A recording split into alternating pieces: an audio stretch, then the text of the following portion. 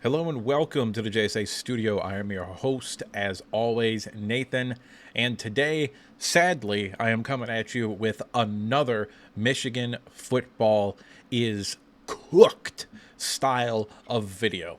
And before we end up getting into everything that I'm going to talk about today in this video, I am going to ask you to go ahead and like, comment, and please subscribe to this channel. It would help me out tremendously if you did so. And now with the intro done and out of the way, there's only one thing left to do, and that is to get started by starting with the thesis for this video. So Sarah, what's going on here? Sarah? Sarah? She won't answer you. Or she can't. This is the way it's been since she started smoking pot. She's all lazy and boring and... You know, we used to have so much fun together. And now? This is what we do. Anyway, now that we're past whatever the fuck that was, basically what I wanted to get past in that, I guess for lack of a better word, meme that I made there, was how utterly fucking deflated this team looks in general. Michigan looks cooked. They are likely DOA on 3 of their next 5 games, and there's a definitive possibility that they lose their other 2 games as well. I think those are pretty damn close to being 50-50 games, if I'm being entirely honest with you. But if I had to guess, and we'll talk more about this later, I don't think Michigan should be favored against Michigan State. They are, because the computer models, which have been incredibly wrong about Michigan this year, are saying that Michigan is a better team than Michigan State. That is nonsense, in my opinion. I think Michigan State should be favored by probably at least 5 or 6 points in this game, which we will talk about more on Friday. We'll actually get into that. But the thesis of this video, to circle back to what I was actually supposed to be talking about, is Sherrone Moore's got to pull a rabbit out of his ass, or he's gone, as far as I'm concerned. He has to end up 8-4, or he's going to get thrown out the window, as far as I'm concerned. And whether or not I open the window before I throw his ass out of it is a conversation we can have when it comes to that point in time. It is absolutely ridiculous that this team looks as bad as it does. And that is not 100% on Sherrone Moore, but it's like 90% on Sherrone Moore. Like, let's be honest. The purpose of hiring Sherrone Moore was to keep the culture that Jim Harbaugh established at Michigan intact. It was obvious from the first game that that culture has gone out the goddamn window. We heard from several people, myself included, that Michigan's offensive line would likely never dip outside of the top 20 in all of college football as long as Sherrone Moore is here. Cool, our offensive line is one of the 10 to 15 worst in all of college football at any level. They can't run block effectively. They can't pass block for shit. They're horrible. And that's on Sherrone Moore. 100%. They came out of the bye week and changed, quite frankly, literally nothing. They were horrible last week. They were utterly unprepared to play Illinois. This looks like a team and a head coach in Sherrone Moore that doesn't know how to game plan. I don't know if he's watching film.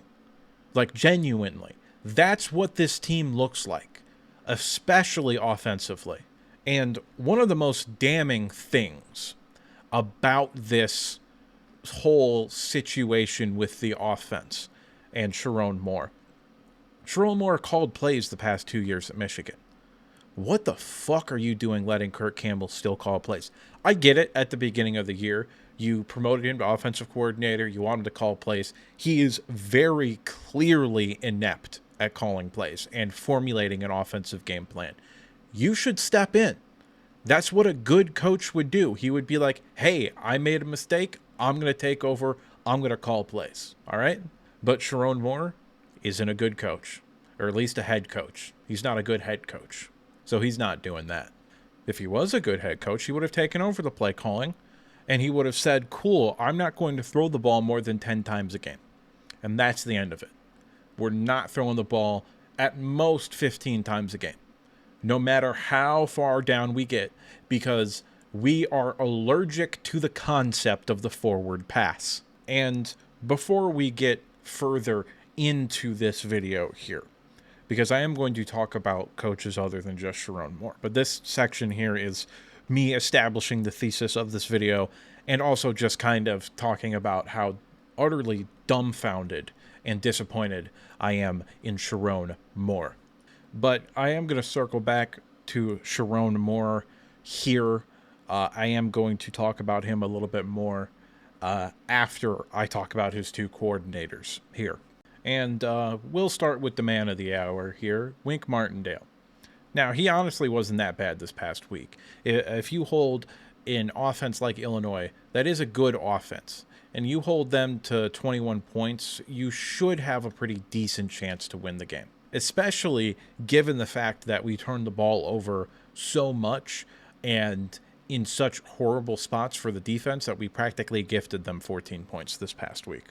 However, he's been awful against teams that have the talent to expose him, okay? Texas only scored 31 points against this team. They could have scored as many points as they wanted to in that game. Genuinely. They stopped playing football in the second half of that game. That's a point I've talked about several times, okay? But Texas only played one half of football and beat you 31 to, 12 or some shit like that, because we got a garbage time touchdown against their third string defense. That was utterly dominating. And honestly, even the week before that, the writing was on the wall with the defense. They were missing open tackles. They were blowing assignments from week one. And it's gotten worse as the season has gone on, partially due to injuries, but mainly due to the fact that this team has stopped caring. They're not playing for anything. They're not playing for even each other or to do anything, because the goals were off the table when they lost to Washington. That was the reality of the situation. They weren't going to win the Big Ten. They weren't going to make the playoffs. They weren't going to go back-to-back. It's whatever, okay? The goals were off the table. This team has given up, and I would not be surprised if we started seeing players sit out and think about their future in terms of potentially transferring to a different school next season or going to the NFL. Because as bad as this defense has been, there's still a very good chance that it has 7, maybe even 8 or 9 players drafted, okay? Depending upon who goes out. I'm not convinced that guys like Derek Moore or Jayshawn Barham or Ernest Hausman will go to the NFL. They might all transfer. I don't fucking know. But if they did all decide to enter the draft, I think they've all got a very good chance of getting drafted. I think Derek Moore and Ernest Hausman are day 2 picks, and I think Jayshawn Barham, because he is a physical freak at the position, will get drafted early in day 3. You add that onto the 4 other defensive linemen, Josiah Stewart, Kenneth Grant, Mason Graham, and Rayshawn Benny. That is 7 players potentially, and then you add in Will Johnson, potentially Makari Page, whose badness has been vehemently overstated this season. He's been very inconsistent. However, if you watch the film, he has been put in a position to fail on just about every single snap that he was in the game. And Makari Page does have 2 seasons of high quality tape. I think there's a possibility he would still get drafted, although this year is very bad for him.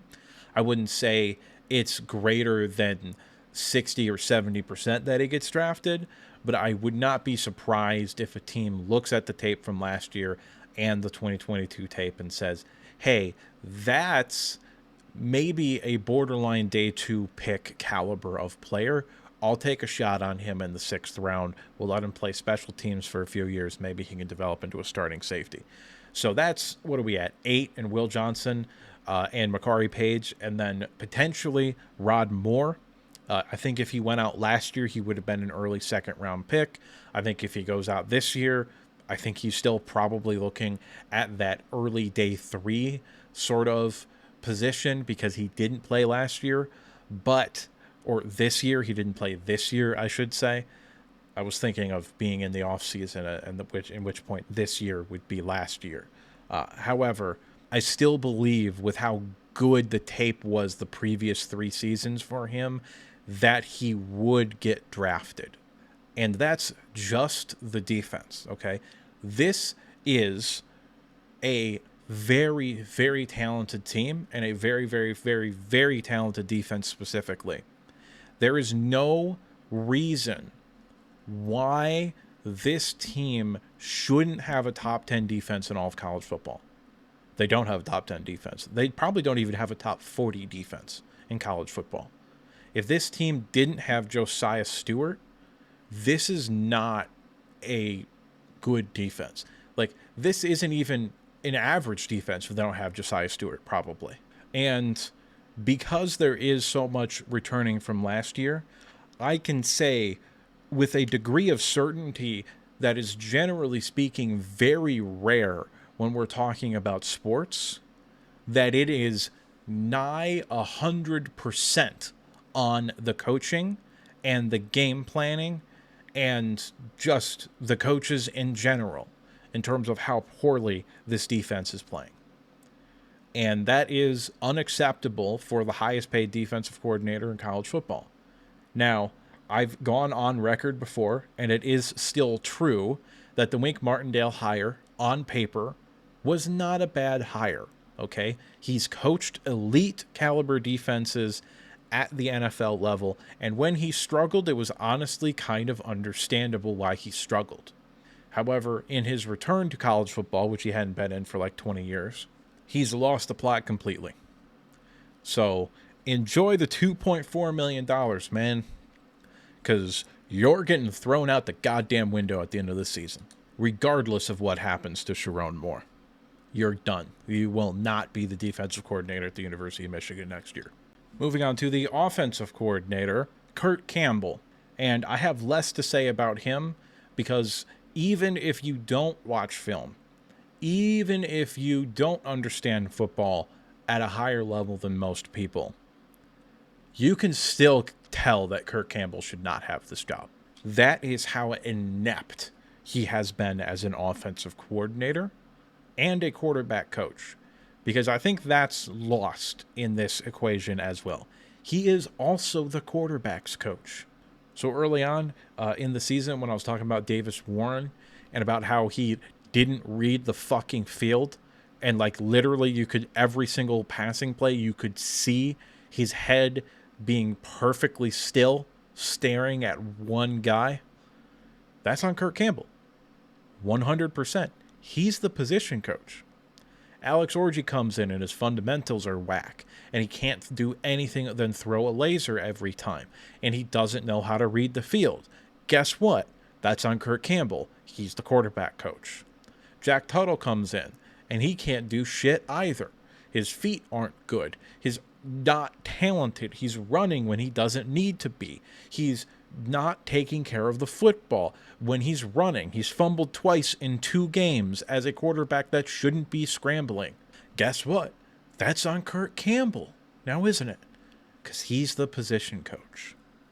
Beyond the inability to call plays, he has displayed that he is not capable of being a quarterback coach.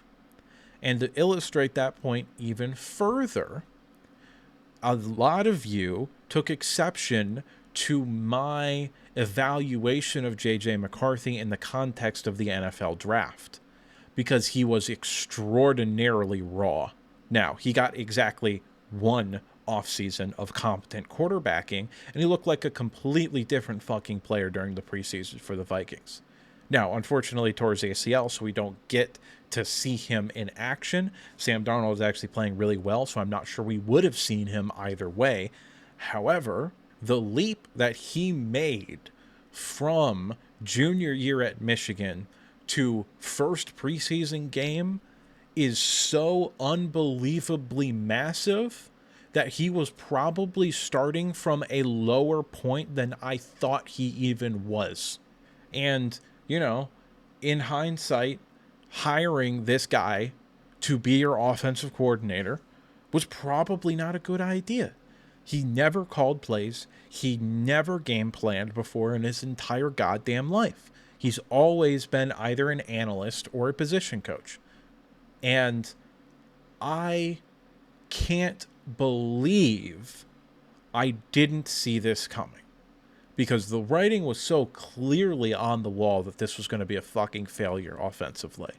It was ridiculous. It was the size of the Empire State Building.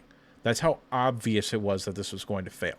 But I suppose I must have been blinded by the afterglow of a national championship this offseason in order to miss this obvious sign that things were not going to go well this year. Now it's time to circle back to the big man himself, Sherrone Moore. He is the staff, okay? He is the guy that decided to not go out and get a proven veteran play caller.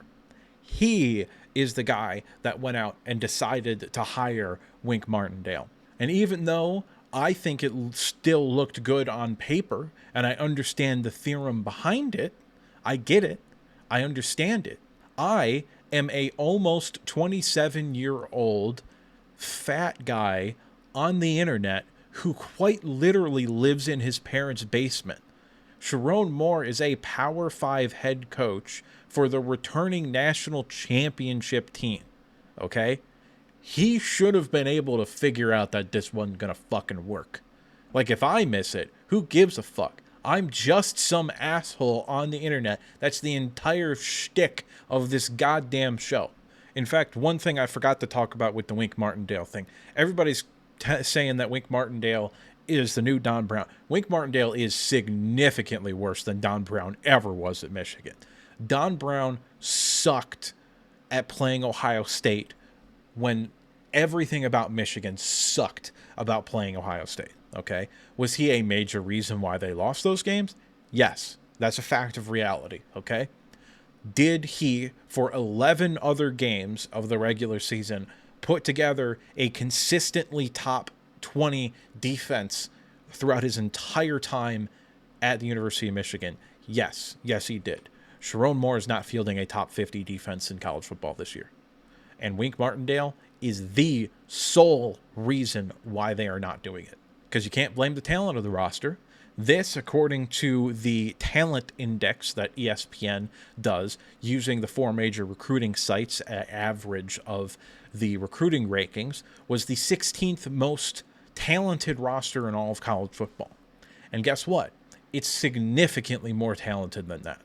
Because Kenneth Grant, who's going to be a first-round pick, was a 3-star player. Mason Graham, who was not a top 200 recruit, I believe, is going to be a top 5 pick in this draft. Rod Moore, who would be in the conversation of being an early day 2 pick if he was healthy, was a 3-star recruit. So this roster is more talented than the stars and all of that, okay? So this is, beyond a shadow of a doubt in my opinion, one of the 10 most talented rosters in all of college football. And they are not one of the 50 best teams in college football. That's how bad it's been at Michigan this year. That is what doing less with more looks like. So Sherrone Moore decided to hire Kirk Campbell, despite obvious signs that he was not going to be a good coach, or good at play calling at least. He hired Wink Martindale, which has been a disaster. What in your goddamn mind makes you think he's going to be able to do better next time? Because the only track record we have of Sherrone Moore hiring coordinators is that they suck. So what are you going to do? You're going to fire your offensive coordinator and fire your defensive coordinator which I'm not even sure Sherrone Moore will even fucking do. I'm not positive he'll do that, okay? Because he still hasn't made any adjustments from week 1. He's swapped out the quarterback a couple of times, but that hasn't changed jack diddly, especially when it comes from a game planning perspective. They still tried to run the same goddamn offense that they were trying to run with Alex Orji that they're doing with Jack Tuttle, and they're still trying to run the same offense that they were with Davis Warren when they switched to Alex Orji. Nothing changed schematically. They were still doing the same shit, and they were all awful at it. Try something different. Maybe you're good at something different. But nope, not doing that. And what has been the hallmark of this football team the past 3 years? It's been in-game adjustments. It's been coming out of the second half and being the better team. And that has not happened one time this year. Michigan has not come out of the second half the better team once this season. All 7 games, they've been the worst team in the second half. And that is a telltale sign that your coaching staff isn't good. So, much like the Say No's to Drugs video that I edited at the beginning of this video here, you got to say no to a second year of Sherrone Moore. Unless he can go 8-4. If he can pull a rabbit out of his ass, like I said earlier, and get this team to 8-4, which would require him beating 2 of Indiana and Oregon, Ohio State, which isn't going to fucking happen. But if he can do that, then I'm willing to give him year 2. But when they lose to Michigan State this next week, or I guess I should still try to be objective, if they lose to Michigan State this week, for all intents and purposes, 8-4 is off the table. So, again, I'm going to ask you, are you, as a fan, willing to let Sherrone Moore have a year 2, despite looking like the team looks right now? Okay? If your answer is yes, you better have a damn good argument, and it better not have to do a goddamn thing with anything that happened last year, because he wasn't the coach of the team. He didn't come up with the game plan. He didn't do anything during the week. It was Jim Harbaugh, the head coach.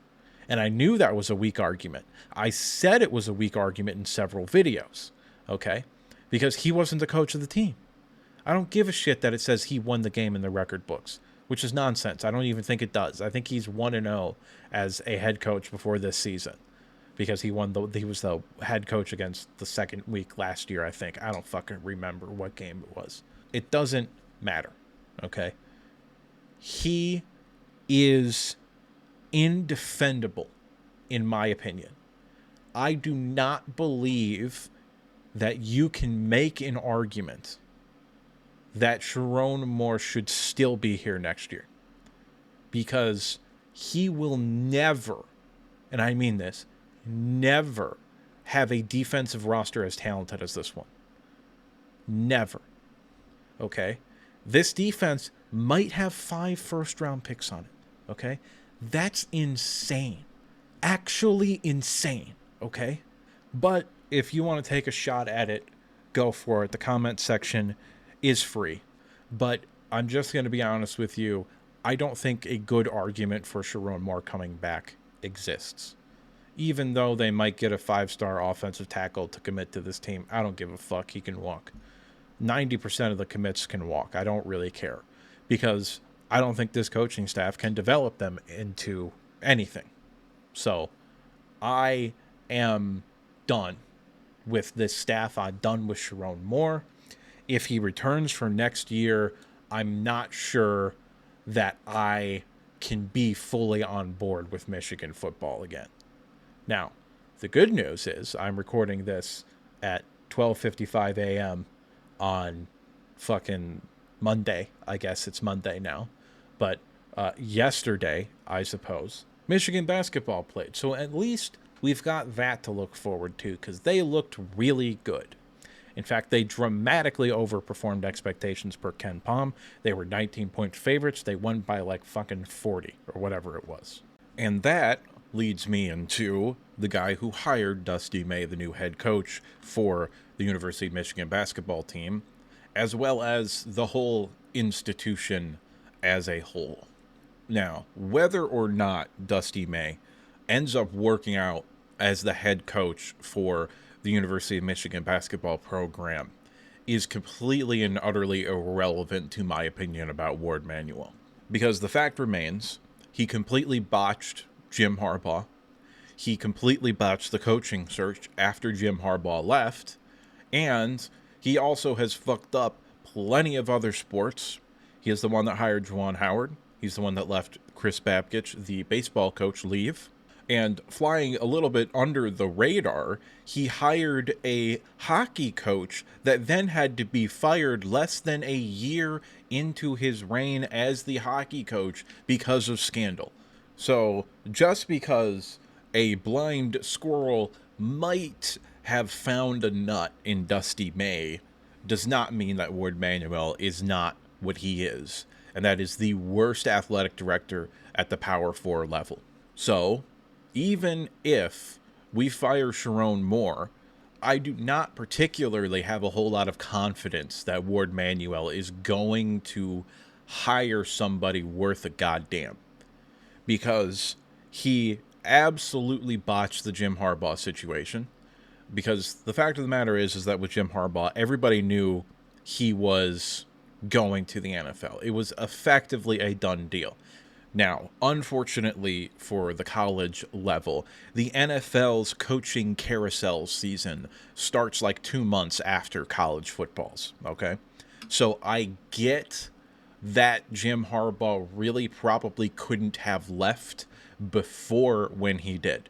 But what Warde Manuel should have done, and what a real athletic director would have done, is walked into Jim Harbaugh's office after the national championship and said, here is the rough outline of a contract, okay? It's not going to be finalized. It won't be finalized until the summer, probably, okay? But this is the rough outline. We're going to make you the highest paid coach in college football. And in exchange for that, you are not going to leave for the NFL for 2 seasons. Now, that does come with a little bit of nuance, because would Jim Harbaugh have signed that contract or agreement, so to speak? The answer to that question is no. He was always going back to the NFL. There was nothing that was going to change that.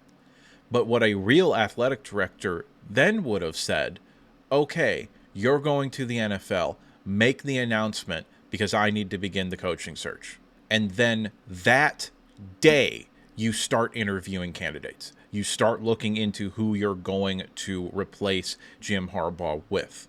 Because another thing that, looking back on it, and of course hindsight is 2020, but it's not my job as just a random asshole on the internet to know these things or to be good at these things. It's his job. He did not conduct a coaching search. He didn't interview anybody, from what I understand, other than Sherrone Moore for the position. And then Jim Harbaugh took every coach with him to the NFL. Now, was Jesse Minter going to stay at Michigan? No. He's an NFL guy. He's always been an NFL guy.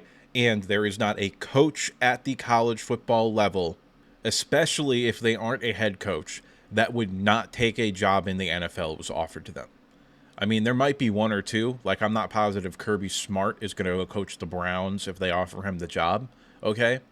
But those types of coaches are very, very, very rare. In fact, statistically speaking, they are probably such a small sample of the general coaching population that you toss their results out because they're that fucking small, okay?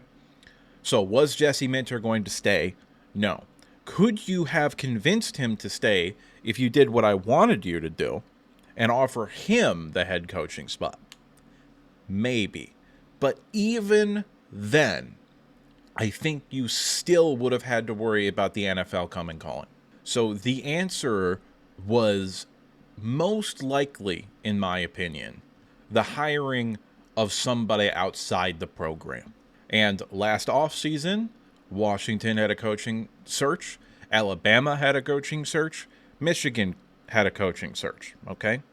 Now, is someone like Kalen DeBoer, who, yeah, he's kind of struggling in year one, cool, I don't care. I still think one of the 10 best coaches in college football. Now, was someone like him going to come to Michigan over Alabama? The answer to that question is no. No, he is not. Alabama is a better coaching job than the University of Michigan's is. Mainly because Alabama is one of 6, and I've thought a lot about this, and this might be a video in the future. It's one of 6 jobs that I think you could say indisputably are better than Michigan's, and there's only 6. That's it. And 4 of them have coaches set in stone.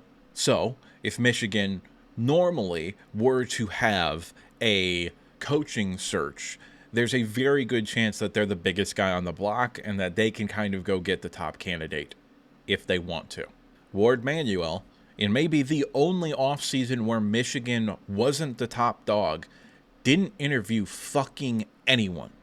And I understand that there were some rumors that Kalen DeBoer was interested in Michigan and coaching at Michigan. Cool. Who wouldn't be when you're at Washington? No disrespect to Washington, but they are not, in terms of jobs at the college football level, on the same level of a team like Michigan or a job like Michigan. It's just a fact of reality. They don't have the brand, they don't have the alumni base, they don't have the history. It's a lot of things to talk about. But I do not believe when it came down to it, Kalen DeBoer would have chosen Michigan over Alabama. Okay, cool. You've got one guy off the table. I understand that. I get it. That's fine. It's still only one guy. And every coaching candidate that you're thinking about for Michigan this year would have been available last year. In fact, you probably would have had a better opportunity to get them. But Warde Manuel didn't actually conduct a coaching search. Now, it'd be one thing if he had gone out and interviewed 4 or 5 candidates and interviewed Sherrone Moore and then said, okay, I believe in Sherrone Moore. That would have been one thing, okay? Which, honestly, I would have respected more if he had done that. I would have respected Warde Manuel more. It still would have been a horrible hire, but at least he went through the process. He didn't even go through the process, which signals, at least to me, that he had absolute confidence that no other candidate that he could interview could have been better than Sherrone Moore. And finally, the last thing I want to touch on here, Warde Manuel isn't the only problem. The regents are a problem, and the president is a problem. Now, I understand that Twitter had a love affair with Santa Ono at some point during the last season because he was doing some shit that we all liked and talking a big game to the NCAA that he did not back up at all, by the way. He did not back up that game that he was talking about at all. There was nothing. He immediately bent over the table when the NCAA came knocking. If Santa Ono was actually a good president, he would have fired Warde Manuel day one on the job. This is a horrible athletic director, and I have serious questions about him as the president of the university if he can't understand how bad Warde Manuel is. So, the amount of incompetence and ineptitude at every level of this institution is stunning. Because that level of ineptitude is what is required for a team that won a national championship last year and brought back more than it lost, which is another narrative that I don't understand. People act like Michigan lost so much. Yes, they lost a lot. Cool. 5 of their starters weren't actually starters that they lost. So you hear that they lost 13 starters? No, they didn't. When it mattered, those guys weren't on the fucking field. And I've also been on record about this several times. Michigan is losing more after this season than it lost heading into this season, okay? So this is a team that is going to be very, very bad next year. Unless they go out into the portal and they basically import a whole new ass team, which they could do. That is a thing that can actually happen nowadays. Last thing that we're going to do here is we're going to pivot to the rest of the season. And I'm effectively just going to give you my chances of what I think this season is going to look like and what FPI believes this season is going to look like. FPI is far more optimistic about this team than I am. During this week against Michigan State, I would give Michigan State a 60% chance to win.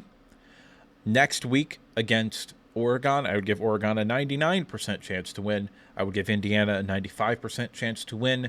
And I would give Northwestern a 55% chance to win, because even with Northwestern, even though there is a large talent gap, Northwestern is a well-coached football team and Michigan is not. So I don't particularly think they've got a great chance to win that game either. So, working out the statistics here, which is something I do for fun sometimes, there is a 31.04% chance that Michigan ends up 4-8, a 48.03% chance that Michigan ends up 5-7, a 19.84% chance Michigan ends up 6-6, a 1.09% chance that Michigan ends up 7-5, and a 0.0009% chance Michigan ends up 8-4, and a 0% chance they end up 9-3 because they're not beating Ohio State. Moving on to the FPI chances, they give Michigan State a 32.8% chance to win, which I think is a ridiculous number. Michigan State should be favored in this game. They are a better football team than Michigan.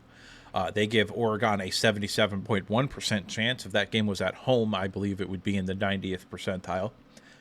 Indiana has an 82.6% chance to win. Northwestern has a 21.6% chance to win, which, again, I vehemently disagree with. Ohio State has a 93.9% chance to win. And the statistics play out like this. Michigan has, according to FPI, a 2.4% chance to go 4-8, a 25.48% chance to go 5-7, a 45.69% chance to go 6-6, and a 20.36 chance to go 7-5, a 3.11% chance to go 8-4, and a 0.12% chance to go 9-3. The main point of all of this, aside from numbers, and I like numbers, is Michigan's got a very, very real chance to not make a bowl game this year. And coming into this season, 8-4, which ESPN only gives us a 3.11% chance of making, and I give Michigan less than a 1% chance to make, was the bare minimum expectations for Sherrone Moore this season. 8-4 was the absolute reasonable worst case scenario. This team is too talented to end up worse than 8-4. So to call back to the beginning of this video, Sherrone Moore needs to go 8-4 or he needs to be fired. Because even if they make a bowl game, Sherrone Moore does not have a proof of concept in terms of what this program is going to look like in the future. Sherrone Moore has proven that he can do less with more, which is the title of this goddamn video, and has offered this team exactly zero, and I mean this, zero things to be happy or proud of. It's like playing basketball without a backboard and you're only shooting bank shots. That's what Sherrone Moore has this team looking like. Because every time he comes out in the goddamn press conference, he's like, oh yeah, if we had a backboard, we'd be looking pretty good. And Sherrone Moore, in the early on in the season, was much better talking to the media. Nowadays, I think he sees the writing on the wall, and I think he knows he's done. Now, whether or not this absolute disgrace of a institution that the University of Michigan is right now when it comes to sports will actually fire Sherrone Moore is a different conversation. Because I don't buy it. I don't think they're going to fire Sherrone Moore, no matter what the fuck he does. He could go 4-8, and I don't think they're firing Sherrone Moore. Genuinely. I do not believe they're going to move on from Sherrone Moore. I think they're going to let him fire the entire staff, bring in a bunch of new coaches, and act like this is a different program next year. When it won't be. It'll be exactly the same. And even if it is different, even if it is better, It's because of the coordinators and the other coaches. It's not because of Sherrone Moore. Because then Sherrone Moore would be the only link between being decent and being bad. So I do not see an argument to be made that Sherrone Moore should keep his job. Okay? If this team had started Jaden Davis from week 1 and he was playing as awful as all these other quarterbacks, I could be different. I could come up with a different conclusion. I could be like, hey, we got a highly touted freshman. He was a 5-star for the vast majority of his time in high school and then fell off the cliff his senior year. Okay, I get it. Highly touted recruits. I understand that you miss on recruits sometimes. Obviously, he's a miss. Let's look to next year. Go get a quarterback in the transfer portal. Okay? If that's what had happened, then I'd be fine with this and Sherrone Moore. Genuinely. But that's not what happened. Sherrone Moore started Davis Warren and then moved to Alex Orji. And then the second that Tuttle was healthy, went back to Tuttle, which signals that he thought this team could win this year, that this wasn't a rebuilding year. Oh, Jaden Davis's dad doesn't want him to play this year. Then why the fuck is he on the team? You want to know what you tell Jaden Davis's dad? Go fuck yourself. You don't run my football team. And if your kid doesn't want to come here because I'm mean to you, then your kid can fuck off too. Because that is not someone that I want around my football program. And even if Jaden Davis comes out next year to Michigan and looks really fucking good, why wasn't he playing last year? Again, because his dad said no? That just means Sherrone Moore isn't the head coach of this football team. Jaden Davis's dad is. So what are we talking about here? What we're talking about is how absolutely horrible this coaching staff and the institution surrounding them has been to let this happen. Now, when it comes to what's next, I'm not there yet. I am looking into it to make a video in the future. But right now, I'm not talking about who could come in and replace Sherrone Moore this offseason. I'm not there yet. This is not the correct moment to be having that kind of conversation. We don't know if Florida is going to be open yet. We don't know if some other job is going to be open. We just don't know yet. USC could potentially, be in the conversation. It wouldn't surprise me if they fired Lincoln Riley. I just don't know right now. There's too many variables. If Sherrone Moore is actually fired, the Monday, Wednesday, or Friday after he is fired, I will drop that coaching search video and give you my take on what we should do and what I think is actually going to happen. But as always, that's just me. And what do I know? I'm just some asshole on the internet giving you his opinion. So at this point, I'd like to remind you to like the video if you liked it, subscribe if you want to see more content like this, and if you disagree with me at any point, go ahead and drop a comment down in the comment section below. Now with the outro done and out of the way, there's only one thing left to say, and that's that I'll see you next time.